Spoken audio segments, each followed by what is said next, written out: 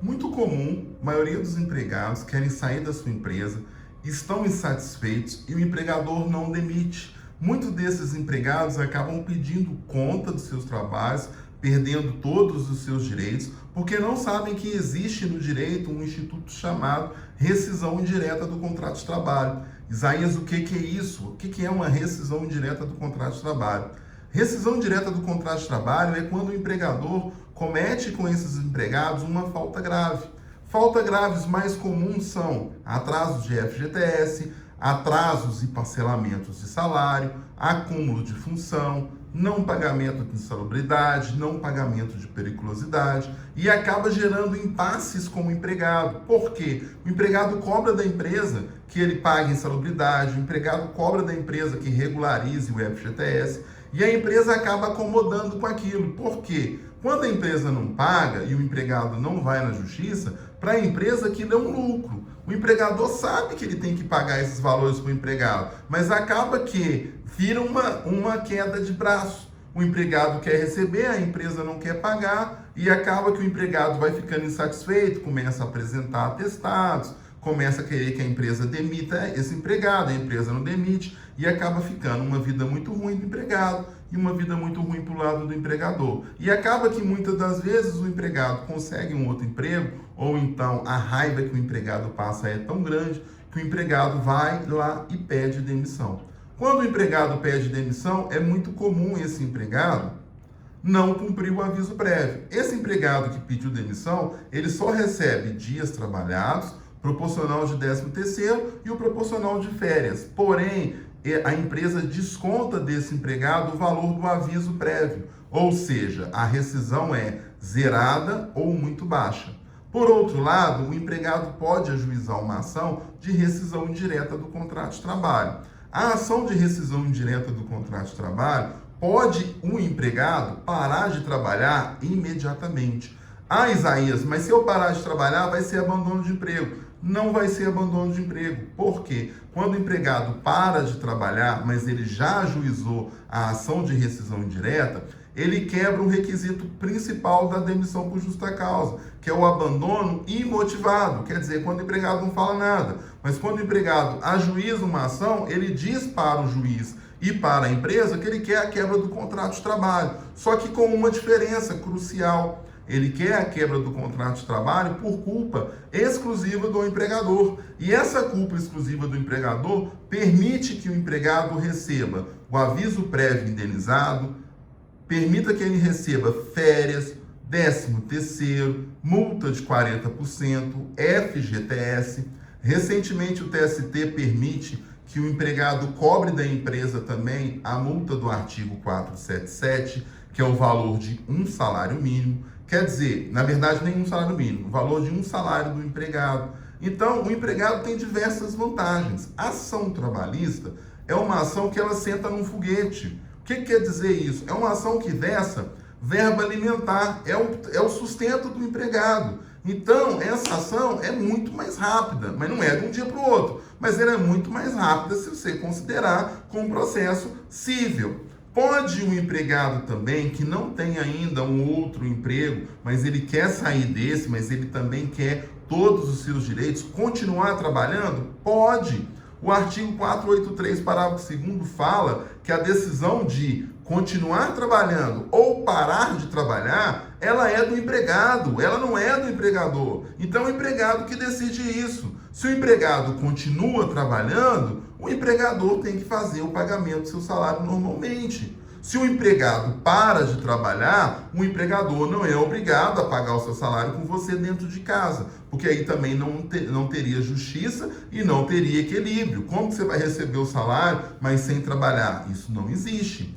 Atrasos de FGTS na Justiça do Trabalho é um prato feito para o empregado, porque o empregador que atrasou o FGTS, ele tem 99% de chance de êxito na sua ação. Isaías, atraso salarial também gera rescisão de contrato? Gera. O atraso salarial bagunça a vida do empregado. Para mim, é a pior falta grave de todas que o empregador pode cometer com o empregado é o atraso salarial. O empregado não paga o seu salário, o empregado não paga aluguel, o empregado não consegue pagar o cartão de crédito, O empregado se embola todo com isso. Quando é casos de atraso salarial, a gente consegue também um pedido de dano moral. Mas por que dá um dano moral? Por causa dessa bagunça. Isaías, eu não tenho testemunha, mas o atraso salarial nem sempre precisa de testemunha. Porque a maioria das empresas hoje em dia, nós vivemos uma era do Pix. Então, o dinheiro quase que saiu de circulação. A maioria das empresas pagam através de transferência bancária. Então, o que o empregado precisa de fazer para ele provar o atraso salarial ou o parcelamento salarial? Apenas apresentar o extrato bancário. O advogado que vai te atender aqui no escritório, a gente tem isso como base. Quer dizer, se você quer reivindicar alguma coisa na justiça, você precisa de provar. E como que você prova? As pessoas acham que prova só através de testemunha, mas você também consegue provar através de extratos bancários. O atraso de FGTS precisa de testemunha? Não precisa, porque no aplicativo Meu FGTS, tá lá que você consegue importar isso para o processo numa boa. Isaías, eu trabalho em oficina mecânica, eu não recebo insalubridade. Eu tenho contato com graxa, eu tenho contato com produtos químicos, com gasolina, com óleo diesel, com poeira, com barulho, com vibração. Tudo isso gera insalubridade. Eu posso pedir a insalubridade e a rescisão direta? Pode. Eu não tenho testemunha, não tem problema. Porque nos casos de insalubridade ou periculosidade, o juiz manda fazer uma perícia naquele local. E a perícia não é um perito que é encaminhado pelo advogado do empregado ou pelo advogado da empresa. É uma pessoa da confiança do juízo. Eu chamo isso de cão de guarda do juiz. Então esse perito vai lá e o laudo dele vai dizer se você era submetido à insalubridade ou não. Se o laudo for positivo, que você era sim submetido à insalubridade, você vai ter o direito de receber todas as verbas rescisórias, como se a empresa tivesse te demitido, ainda a insalubridade. Mas por que a maioria dos empregados não estão recebendo isso? Eles não estão recebendo isso, primeiro, não sabem que existe esse direito. Segundo, eles têm medo, eles acham que se ajuizar uma ação não vão conseguir trabalhar mais. Mas olhem o ambiente que vocês trabalham, a profissão de vocês, como que está sendo difícil de conseguir empregados. Ninguém quer trabalhar. Muita gente está empreendendo. Hoje a gente vive um momento no nosso país diferente de 20 anos atrás, que você só conseguia emprego em grandes fábricas. Hoje em dia existem muitas pequenas empresas ou pequenas fábricas que têm mais demanda do que elas conseguem dar conta de atender. Então vocês conseguem trabalhar sim. Quantos amigos de vocês que trabalham, que ajuizaram a ação e que trabalham em outros locais? Eu tenho um cliente aqui que está no 4º, 5º processo trabalhista comigo. Quer dizer, se ele não conseguisse emprego, o primeiro que nós ajuizamos a ação, ele não trabalhava mais. Então isso é um ditado popular, isso é um jargão popular que não tem prática nenhuma. Também existem um acúmulo de função. Hoje em dia, como as empresas estão com poucos funcionários, estão difícil de conseguir mão de obra, o que a empresa faz? Ela contrata um funcionário para determinada função e o funcionário tem que fazer 4, 5. Ah, Isaías, mas ele fala que eu tenho que fazer, tudo bem. O problema não é fazer 4, 5 funções. O problema é trabalhar para 4, 5 pessoas. O problema é você se matar, você acabar com a sua saúde mental, com sua saúde física, numa empresa sem ter nenhuma contrapartida. É um local que, por exemplo, eu tive uma ação contra um grande supermercado, numa padaria de um grande supermercado, tinha que ter 12 empregados, tinham apenas 5.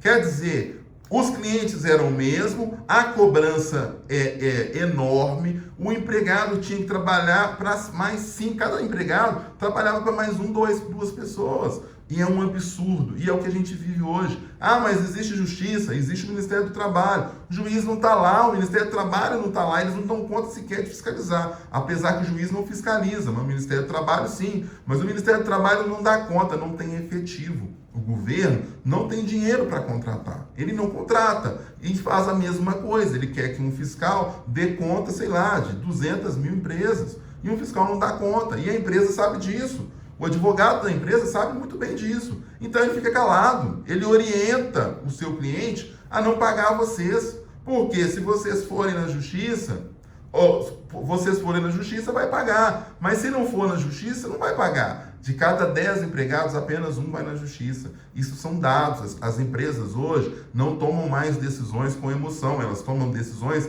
através de dados. E vocês, empregados, têm direito da rescisão indireta e ficam com medo. Ficam com receio e acaba pedindo demissão, porque as redes sociais, hoje em dia, você vê muita informação positiva, informação negativa, e a gente cria um imediatismo, a gente quer que as coisas se resolvam de um dia para o outro, e não resolvem.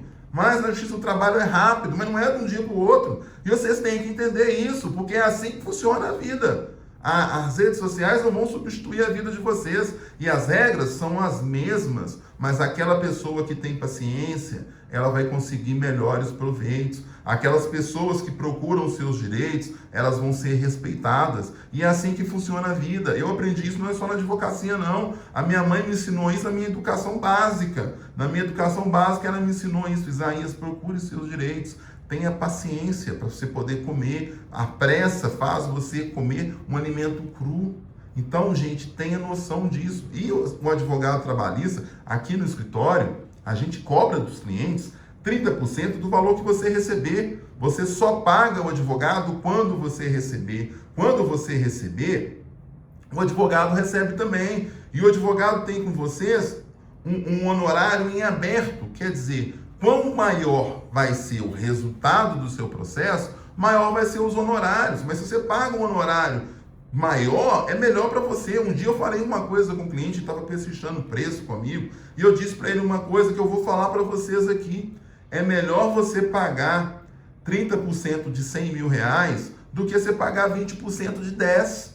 E é isso, contrate pessoas especialistas. Eu sou especialista, eu vivo isso todos os dias. Nós temos aqui no escritório mais de 5 mil processos, são 5 mil processos, 5 mil vezes que a gente teve audiência, que a gente contratou, que a gente conversou com o cliente, que a gente entendeu o problema do cliente, que a gente teve que fazer prova com testemunha, teve que fazer prova com documento. A gente sabe o que a gente está fazendo, a gente domina isso. Eu não sou advogado por falta de opção, não. Eu sou advogado porque eu amo o que eu faço, eu sou muito bem sucedido para fazer isso, e eu amo ajudar as pessoas, mas eu preciso, para ajudar vocês, que vocês queiram ser ajudados, que vocês compensem, que vocês podem ter direito de vocês violados. Às vezes, vocês estão ouvindo esse vídeo aqui, chegaram até aqui, essas irregularidades da empresa não é a realidade de vocês, mas pode ser a realidade de um amigo seu, pode ser a realidade de um parente de vocês, que vocês podem indicar esse vídeo para chegar em mais pessoas, que a gente consiga ajudar mais pessoas. Se esse vídeo, pessoal, faz sentido para vocês, eu peço que vocês curtam e compartilhem, sigam o nosso canal, nós estamos juntos aqui, nós temos direito trabalhista sem mimimi, direito trabalhista na prática, todos os dias nós temos vídeos novos no canal. Tamo junto, pessoal, forte abraço.